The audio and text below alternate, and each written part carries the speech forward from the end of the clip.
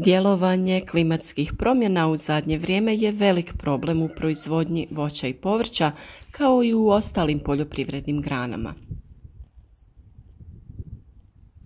Blage zime i velike ljetne temperature sa sve manjim količinama vlage navele su proizvođače voća i povrća da se okrenu drugačijem uzgoju.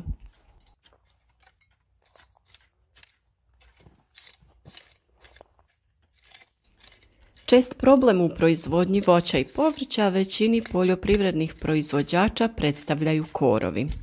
Korovi su biljke iznimnih svojstava koje mogu nicati u različitim tlima i klimatskim uslovima.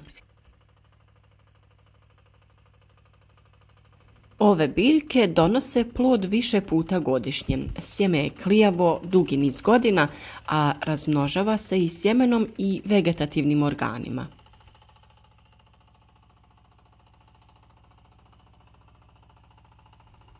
Jako su otporne na različite nepogode i često nam predstavljaju problem kod uzgoja naših biljaka. Uzimaju hranjivo biljkama, a svojim intenzivnim rastom sprječavaju rast i naposljetku naša biljka zakržlja ili čak ugine.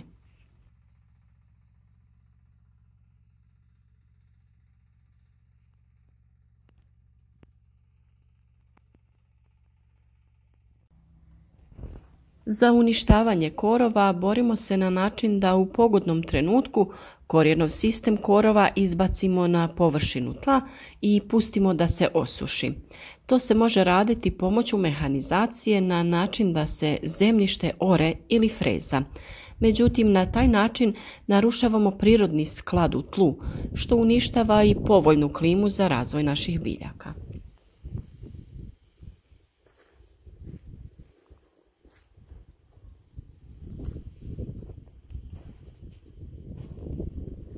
U prošlosti se ova metoda često koristila i sve je funkcioniralo jer je klima bila povoljnija. Sada kada se klima promijenila, mehanička obrada tla nam nije povoljna jer pored toga što nanosimo štetu korovu i naše biljke su ugrožene jer isparavanje vode iz tla u ovim uslovima je puno veće.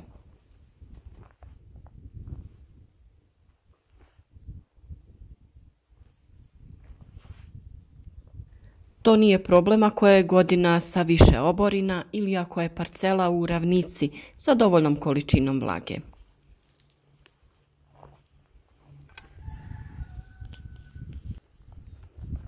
Ipak i u toj situaciji korov će se razvijeti, pa ćemo se okrenuti drugom načinu borbe protiv korova i isparavanja vlage iz tla, a taj postupak zove se malčiranje.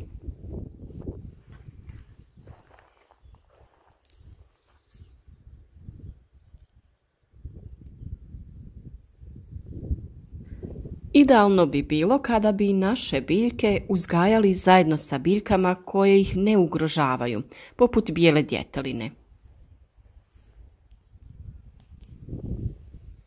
Međutim, dodavanjem stajskog gnojiva u tlo ćemo unijeti sjemenke korova koji će prije ili kasnije početi se razvijati uz naše biljke i početi ih ugrožavati.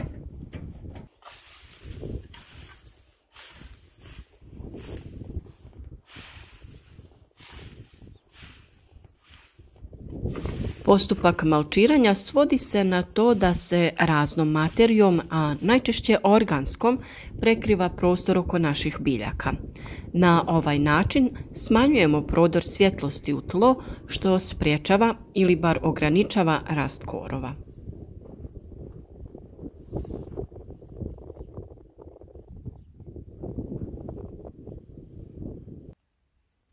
Najčešći organski materijal jesu ostaci biljaka poput lišća, sjeckanih grana, slame ili košene trave.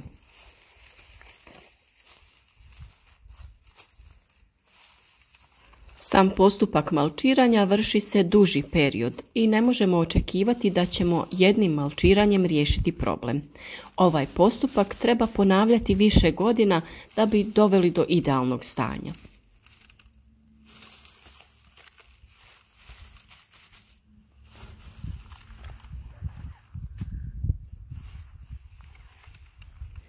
Ispod organske materije može se dodati stajnjak da bi tlo obogatili hranjivom. Pokrivanjem stajnjaka malčem spriječit ćemo njegovo isušivanje i omogućiti razvoj mikroorganizama.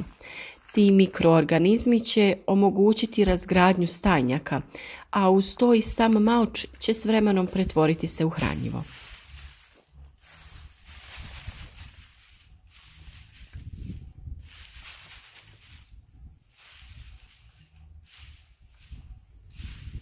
Na ovaj način dobivamo pokrovni sloj po zemljištu koji sprječava rast korova, a u isto vrijeme sprječava isparavanje vlage iz tla.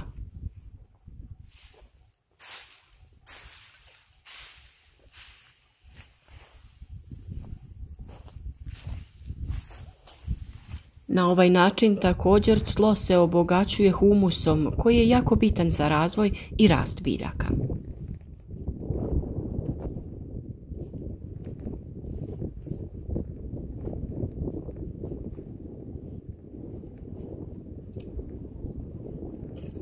Za malčiranje voćnjaka može se unositi i kruta materija poput sitnih ostataka drveta, sitnih komada kore ili ostatka grana ili panjeva.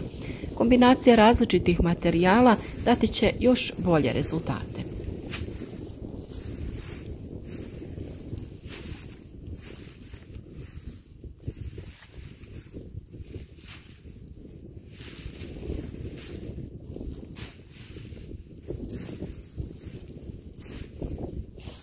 Hranjivo koje nastaje razgradnjom materije u malču slabo je bogato azotom koji je bitan za rast zelene mase na biljci.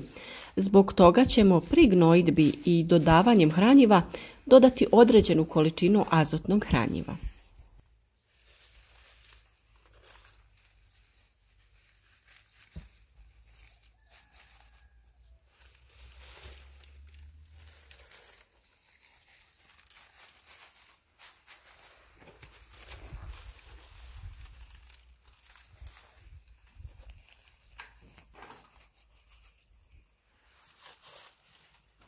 Kod primjene košene trave treba obratiti pažnju da prije nego se doda oko biljaka, trava treba malo da bude presušena.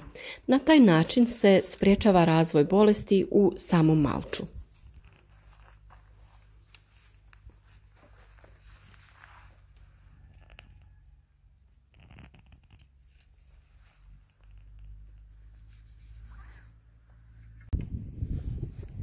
Negativna pojava koja se može javiti jeste pojava štetnika koji se mogu nastaniti ispod humusa.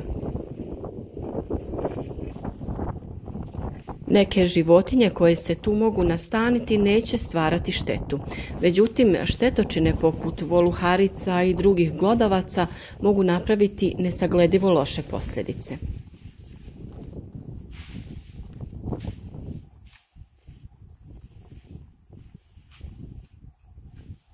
Budući da su naslage raspadnute ili napola razgrađene materije jako pogodne za razvoj mikroorganizama i glista, neizbježna je mogućnost pojave organizama koji se njima hrane.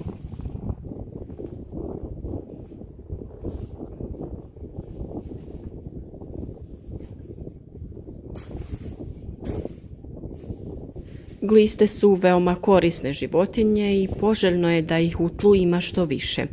Pored toga što se voluharice hrane njima, one će uništavati i korijenov sistem naših biljaka. Upravo zbog toga treba redovito pratiti situaciju da se ne dogodi najezda tih štetočina.